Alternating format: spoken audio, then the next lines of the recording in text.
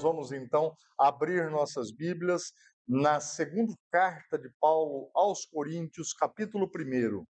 É o texto que nós vamos meditar nessa noite, do versículo 1 ao 7. Diz assim: Eu, Paulo, chamado pela vontade de Deus para ser apóstolo de Cristo Jesus, escrevo esta carta. Com nosso irmão Timóteo, à igreja de Deus em Corinto e a todo o seu povo santo em toda a Acaia. Que Deus, nosso Pai, Senhor Jesus Cristo, lhes dê em graça e paz. Louvado seja Deus, Pai de nosso Senhor Jesus Cristo, Pai misericordioso e Deus de todo encorajamento. Ele nos encoraja em todas as nossas aflições, para que, com o encorajamento que recebemos de Deus, possamos encorajar outros quando eles passarem por aflições. Pois, quanto mais sofrimento por Cristo suportamos, mais encorajamento será derramado sobre nós por meio de Cristo, mesmo quando estamos sobrecarregados de aflições. É para o encorajamento e a salvação de vocês. Pois quando somos encorajados, certamente encorajaremos vocês. E então, vocês poderão suportar pacientemente os mesmos sofrimentos que nós. Temos firme esperança de que, assim como vocês participam de nossos sofrimentos, também participarão de nosso encorajamento. Amém.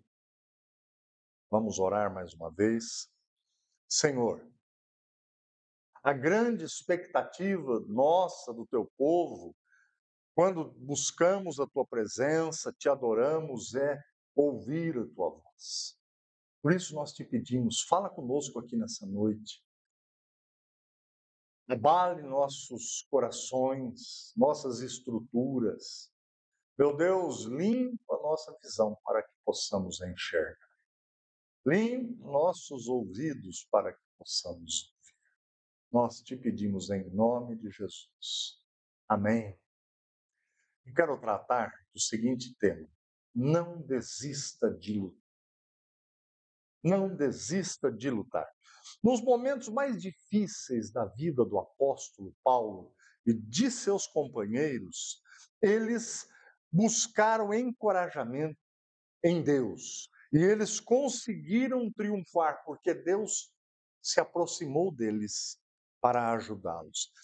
Aqui cabe uma explicação acerca do verbo grego usado aqui para encorajar.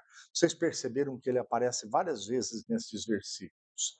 O verbo usado aqui é paráclesis. Não importa muito a palavra em grego, mas sim o significado. O significado dela é aproximar-se para ajudar. Então, quando você lê aí encorajar, encorajamento, significa mais que isso na nossa língua portuguesa. Significa que Deus se aproxima para ajudar. E aí eu acho que a gente tem um novo entendimento. Para ficar mais fácil, veja bem, o Salmo 34, versículo 18, afirma assim: o Senhor está perto de quem tem o coração quebrantado. Ele está perto para ajudar. Mais ainda, Jesus, quando ele estava para morrer e depois subir aos céus, ele disse: olha, não fiquem tristes. Os discípulos não estavam aceitando muito aquela ideia, e Jesus falou assim: olha, eu vou enviar um consolador para vocês. Na tradução que a gente usa, a NVT, Jesus diz: vou enviar outro encorajador para vocês. A palavra aqui é paráclesis, a mesma do texto que nós estamos lendo. Compreenderam? Então, significa que encorajamento é Deus estar perto para te ajudar. É isso que o texto está dizendo. Bem, aí eu quero que a gente aprenda três verdades muito importantes para a nossa vida nesse texto. A primeira delas: Deus é a fonte de todo encorajamento. Que Deus, nosso Pai, e o Senhor Jesus Cristo lhes dêem graça e paz, diz Paulo. Louvado seja Deus, Pai de nosso Senhor Jesus Cristo, Pai misericordioso e Deus de todo encorajamento, porque Ele está perto para ajudar. Paulo, ele começa desejando graça e paz. Gente, nós só possuímos, como seres humanos, só é possível possuir paz constante se Deus nos der. Porque Jesus mesmo disse: a paz que o mundo dá para vocês não é a que eu dou. Porque a nossa paz, às vezes, somente no lado humano, depende de uma série de coisas. Depende do seu trabalho, depende das suas finanças, depende do seu relacionamento conjugal, depende. E algumas coisas, às vezes, não estão muito ajustadas como a gente quer. Mas quando Deus te dá a paz, essa paz é perene, é permanente. E Paulo descreve Deus como um pai de bondade, Deus de todo encorajamento. Os que creem não devem viver apenas pelo que vem. As pessoas que creem em Deus não podem viver só pelo que vem, só pelo que é concreto. A gente precisa viver pelo que a gente não vê. Ora, qual é a definição de fé bíblica? A fé mostra a realidade daquilo que esperamos. Ela nos dá convicção de coisas que não vemos. Isso é fé.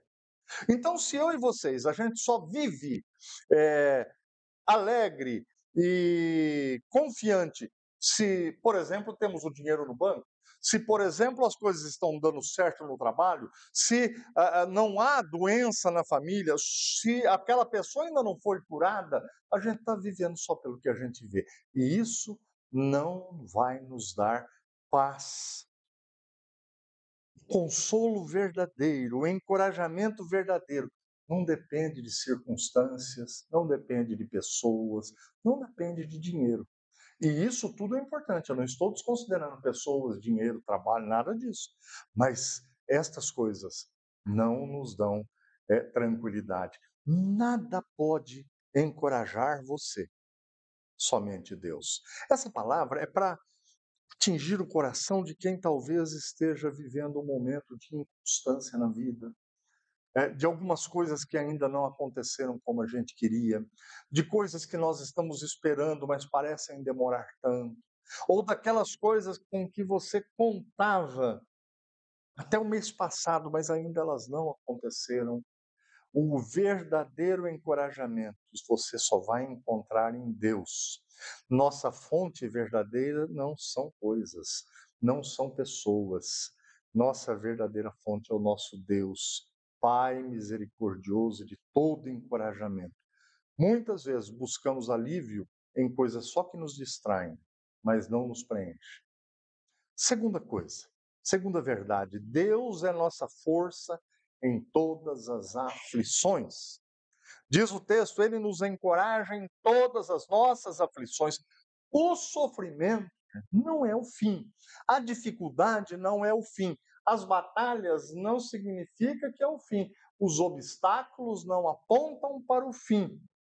O texto não diz que Deus nos livra de toda a aflição, mas que nos encoraja em todas elas.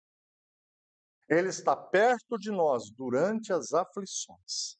Ele está conosco nas aflições. Então presta bem atenção, eu não sei, mas se você crê em Deus como Senhor, Salvador da tua vida, se a tua fé está depositada no Deus Criador de todas as coisas, que enviou o seu Filho para redimir aqueles que creem, não é o fim.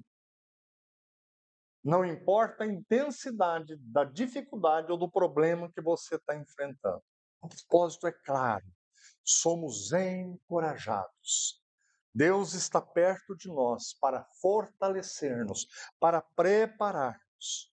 E aí, quando isso acontece, olha para trás, talvez algumas situações que você já superou. Talvez alguma oração sua que já foi respondida ao pé da letra. Quantas vezes Deus pertinho de você já te encorajou? Você, nestas oportunidades, encorajou outros. Quando eu venço batalhas, quando você vence, tua família, pessoas que estão próximas de você, elas são alimentadas, é o que o texto diz. Vocês querem ver? É muito diferente quando você vê uma jovem casada, igual a mulher, que ainda vai, todas as mulheres casadas aqui, que têm mais experiência de casamento, de vida, sabem que ela vai se assustar com muita coisa que não é nada. Não é assim? A vida nos assusta de vez em quando.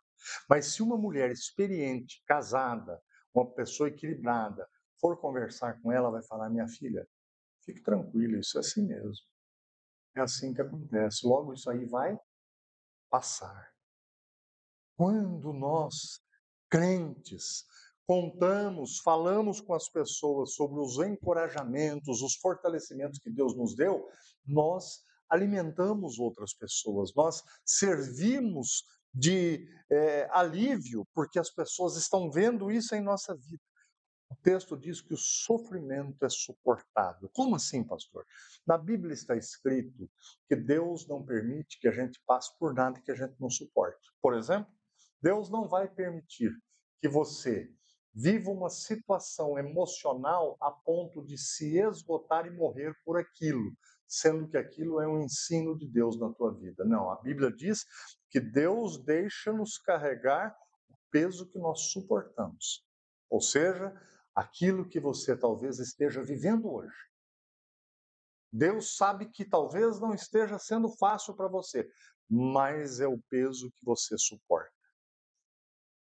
Vocês já repararam como que às vezes a gente reclama muitas coisas? Não repararam já? Por exemplo, dois irmãos. Você fala para eles assim, dois irmãos adolescentes que brigam mais, né? Você fala, vamos carregar essa mesa. Você pega aqui, o outro pega lá. Se o outro levantar demais, o outro fala, é só eu que estou fazendo força. O outro, não, é você, não sei o que. A mesa nem não está pesada. Mas nós reclamamos demais, às vezes, como adolescentes. E Deus sabe o que a dona Neuza lá consegue carregar. O que o meu filho aqui tem forças para carregar. Assim, todos nós. O que está acontecendo na tua vida hoje, você pode suportar. Deus conhece-nos. Agora, talvez com lágrimas, talvez com dor do crescimento, com dificuldades, mas no momento mais necessário, Deus vai te fortalecer, te encorajar. Sejam quais forem nossas aflições, não estamos sozinhos. Deus está conosco. Ele não tira a aflição, mas ele te dá condições de suportar a aflição. Em último lugar, Deus nos encoraja para prosseguirmos. Mesmo quando estamos sobrecarregados de aflições, diz o apóstolo Paulo, é para o encorajamento e a salvação de vocês. Nossa dor, nossas lutas, obstáculos que estamos enfrentando fazem parte da academia de Deus. Esses dias eu assisti um vídeo que tinha uma pessoa, um rapaz numa academia, mas parecia que ele ia morrer na hora que ele estava fazendo força lá. De muita força, mas faz parte do treinamento dele. Aquilo ali é o exercício que ele tem que fazer. Daí sai de um aparelho, vai para outro aparelho. Um é para as pernas, outro é para o braço, e assim por diante. Na vida espiritual também é assim. A academia de Deus. Às vezes somos sobrecarregados de aflições. Olha, gente, ser sobrecarregado não é fácil, né? Vocês se lembram de Marta e Maria, as duas irmãs? Uma estava ocupada, arrumando a casa, fazendo comida e tal, e a outra se assentou aos pés de Jesus. A irmã dela falou: Senhor, o senhor não está vendo que ela não está fazendo nada? E eu estou aqui fazendo quase. Marta estava sobrecarregada. E aí ela reclama para Jesus. Às vezes, diz o texto, nós vamos ser sobrecarregados nas aflições. Sabe o que é isso? É quando você e eu nós falamos, meu Deus, eu não estou aguentando mais. Quando eu penso que não, aí me furo o pneu do carro na estrada tarde com aquele sol quente, né, Natan? Natan todo bonitinho ontem para ir lá para a festa do casamento da Mirelle, furou o pneu e teve que tirar a camisa.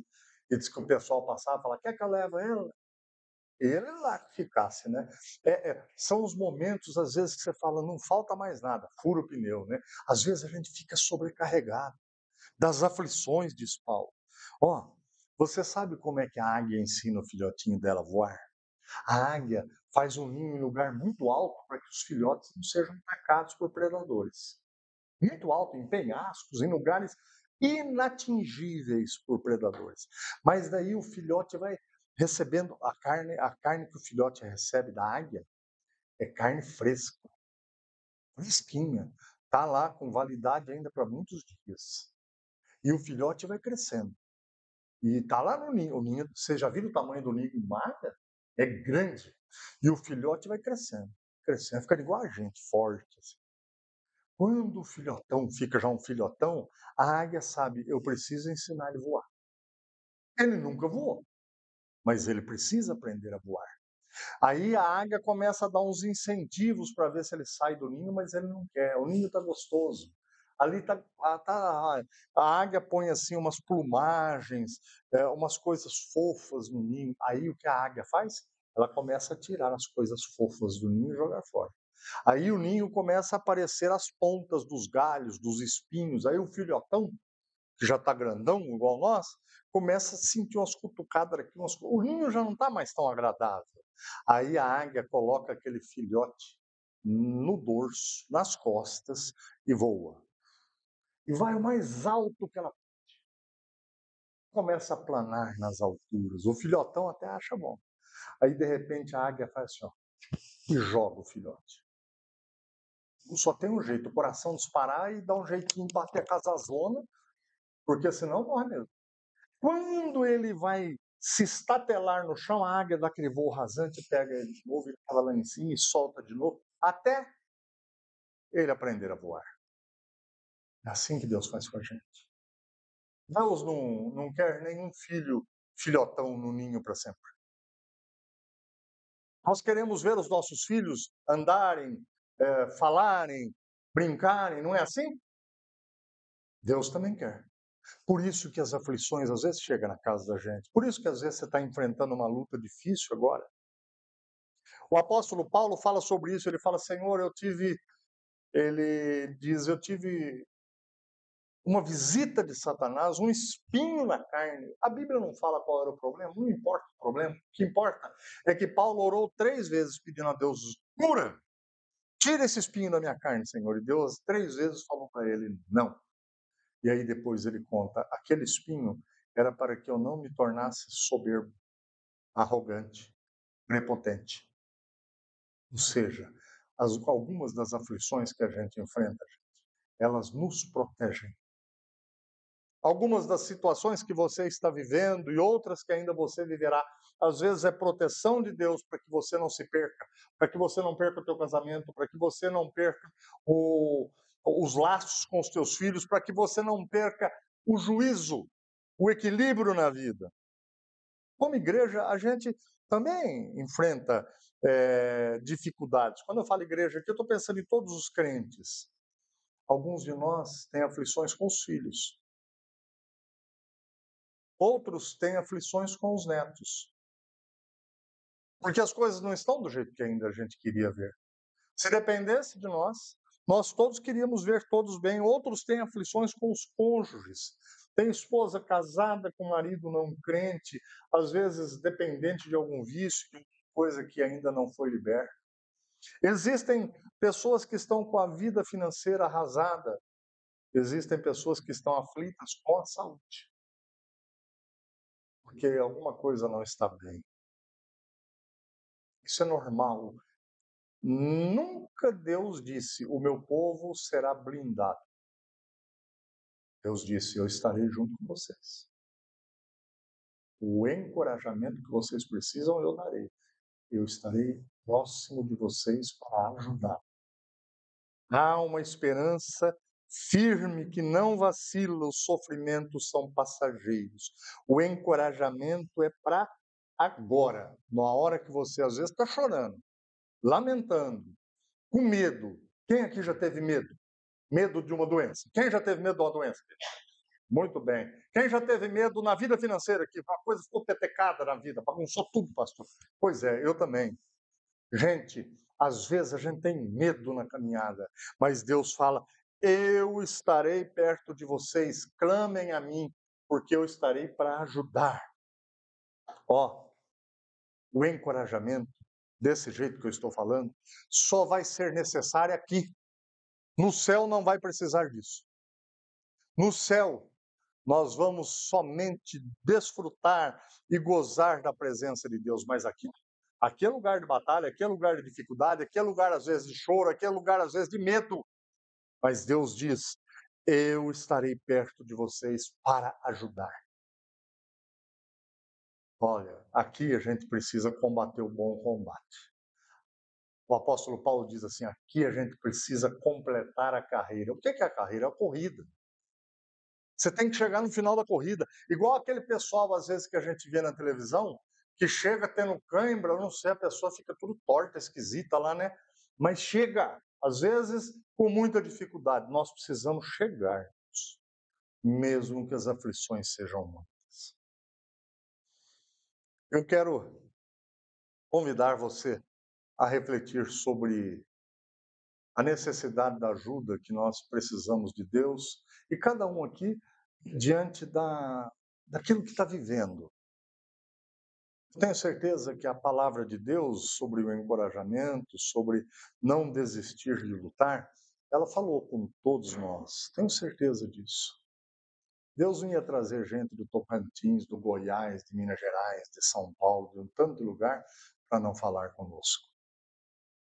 Eu quero que você feche os seus olhos aí, nós vamos encerrar orando. Quem sabe você está vivendo uma situação de tanta aflição na tua vida aí, em uma das áreas que talvez eu nem tenha citado aqui. Mas você recebeu essa palavra e acolheu ela no teu coração de tal modo que você crê na intervenção de Deus no que diz respeito à tua vida. Se isso aconteceu, eu quero que no lugar que você está, fique em pé, vamos orar por isso. Todos com os olhos fechados, se alguém tem essa necessidade, fique em pé para orarmos. Se não tem, não tem problema. Tá? Amém. Amém, irmãos. Como é bom depender daquele que pode todas as coisas. Amém. Vamos orar. Senhor, nosso Deus, nosso Pai, queremos te agradecer muito por esta palavra, que nos mostra que o Senhor é o Deus de todo encorajamento, no sentido de que o Senhor está perto da gente para nos ajudar. Meu Deus, nós ouvimos tua palavra, nós compreendemos e diante do Senhor está o teu povo. E as pessoas se colocaram em pé porque elas têm alguma necessidade, alguma aflição que está batendo às suas portas. E elas, nesse instante, confessam que creem que o Senhor pode mudar esta situação, que o Senhor pode fortalecê-las, encorajá-las de tal maneira que, a partir de agora, elas vão enfrentar estas lutas de outra maneira. Oh, meu Deus, nós queremos completar a carreira. Nós queremos combater o bom combate. E queremos aproveitar a presença próxima do Senhor para realizarmos o combate necessário, seja uma doença, seja a vida financeira, a vida conjugal, relacionamentos, não importa, nós estamos agora afirmando que só o Senhor é Deus e que o Senhor tem todo o poder sobre tudo e sobre todos para mudar esta situação. Derrama a tua bênção sobre estas pessoas que agora estão clamando, confiantes, dependentes do Senhor. Nós oramos, meu Deus, em nome de Jesus. Amém. Amém.